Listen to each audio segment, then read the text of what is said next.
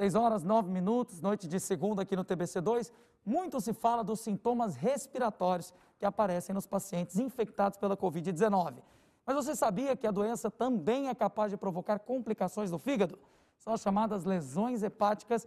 E para entender melhor sobre tudo isso, eu vou conversar aqui com o Dr. Rafael Ximenes, que já está aqui nos estúdios, que é médico hepatologista e com certeza tem conhecimento de causa para nos ajudar. Boa noite, doutor Rafael, seja bem-vindo. Boa noite, Guilherme, muito obrigado pelo convite.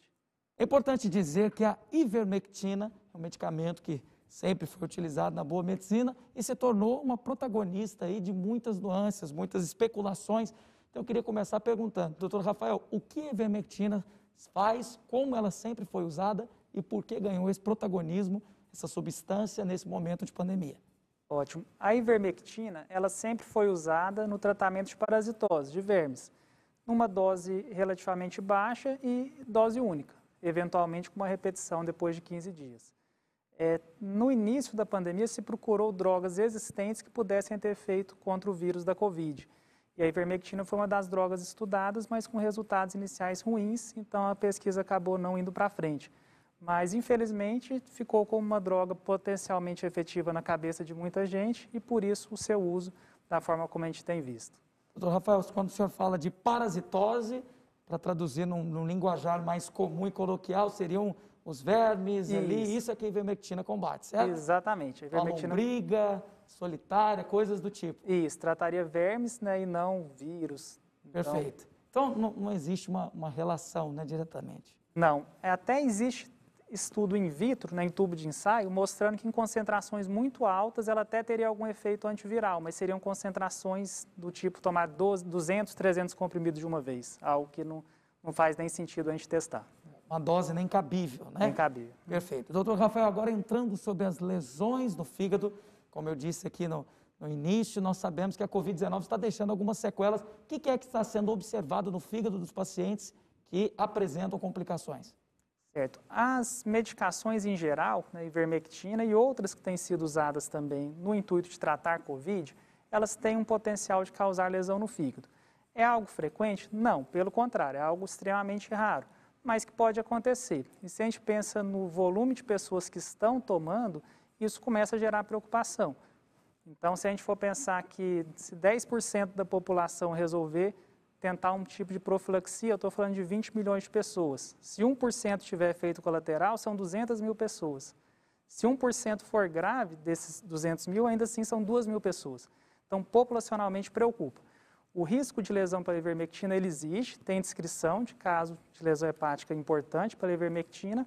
Não é frequente, é raro na situação habitual, mas nos preocupa quando ela passa a ser tomada de outra forma. Então, tomar diariamente por 1 semana, 2 semanas, doses acima das recomendadas. Nesse cenário, a gente não conhece o real risco. Muito bem. Então, só para que a gente possa entender, então, o uso sem o controle de um profissional pode trazer essas lesões.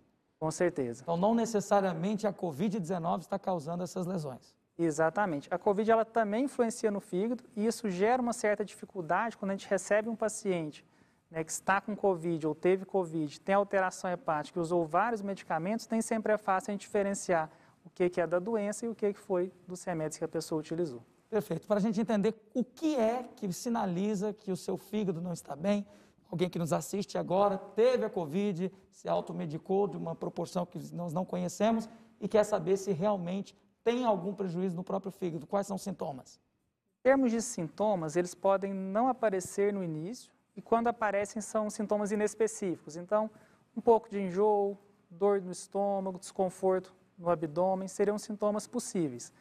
Em casos mais graves, febre e naqueles em que o fígado tem seu funcionamento alterado, a icterícia, que seria o quê? A pessoa ficar amarela, o olho amarelo, a pele amarelada. Esse seria um sinal de alerta para uma lesão mais grave do fígado. Muito bem. As pessoas costumam puxar aqui no olho para poder ver se está vermelhinho embaixo, tem a ver? Tem a ver. O amarelo ele aparece no branco do olho, mas ele pode ser perceptível aqui onde fica vermelho também e às vezes até na pele em casos mais avançados. Muito bem. Todas as lesões no fígado, ainda que não sejam ultra graves, podem ser tratadas? Na maior parte dos casos, o tratamento é retirar a droga que causou, quando a gente está falando de lesão que é causada por droga.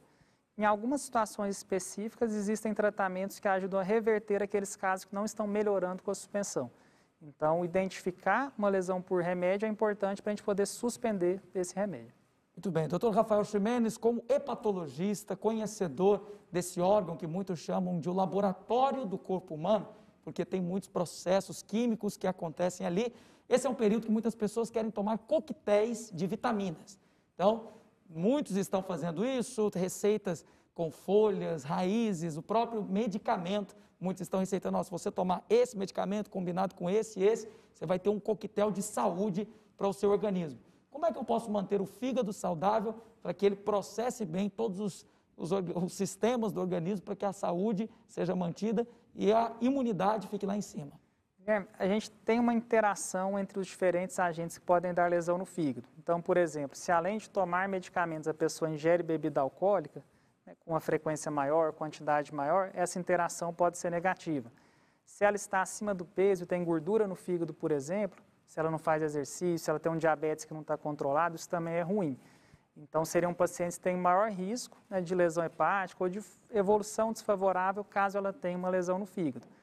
Fora isso, evitar o medicamento sem uma indicação precisa. Quando a gente começa a usar vários remédios, começa a entrar em cena o risco de interação entre eles, nem sempre fácil da gente detectar. E mesmo que o remédio seja natural, a gente tem aquela imagem, se é natural não faz mal. Infelizmente não é verdade. A gente pode ter lesão grave no fígado por chá, por remédio natural mesmo. É importante também tomar cuidado com as raízes, aquilo que muitas pessoas receitam sem a opinião de um especialista. Sim, então é algo que nos preocupa. É visto como seguro e na realidade, igual eu vou frisar, não é que seja um risco alto, é um risco pequeno, mas não vale a pena a gente correr se aquilo não tiver um benefício muito claro, né? Muito bem, então os tratamentos que são feitos aí para esses sintomas da Covid-19, eles são seguros para o fígado? Em termos de segurança, depende do ponto de vista. Eu vou tentar explicar melhor. Porque a gente fala, a ivermectina ela dá lesão no fígado. Alguém fala, mas eu tomei e não tive nada, certo?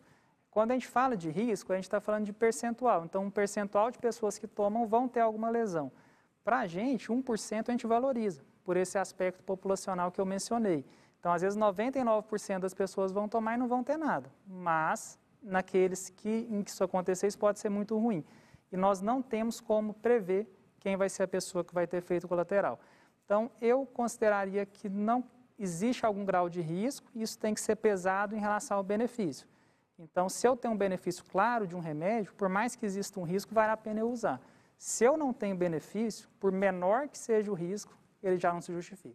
Muito bem. Para você que ligou a TV agora, eu estou conversando com o Dr. Rafael Ximenes, que é hepatologista, e ele está nos explicando sobre a relação da Covid-19 com algumas lesões hepáticas, algumas lesões no fígado.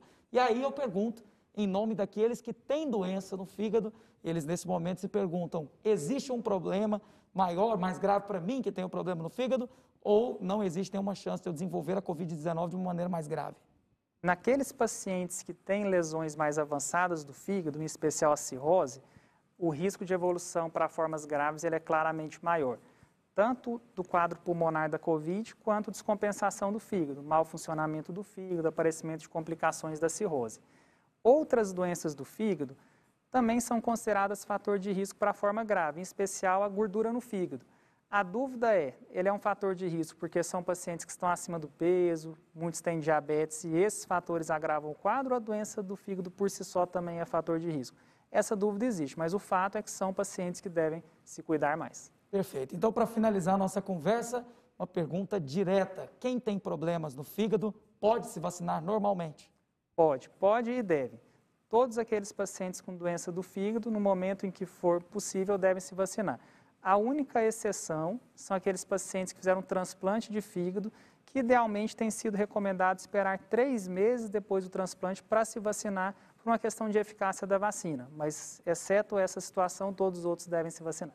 Muito bem, então eu quero agradecer ao Dr. Rafael Ximenes, que é médico hepatologista, e com certeza vamos contar com a sua ajuda mais vezes aqui, doutor, porque saúde é um assunto que ultimamente ganhou muito mais valor e nós temos a alegria de sempre compartilhar aqui conhecimento para ajudar o nosso telespectador. Muito obrigado pela gentileza, uma boa noite. Boa noite, eu que agradeço pelo convite, sempre que precisar eu estou à disposição.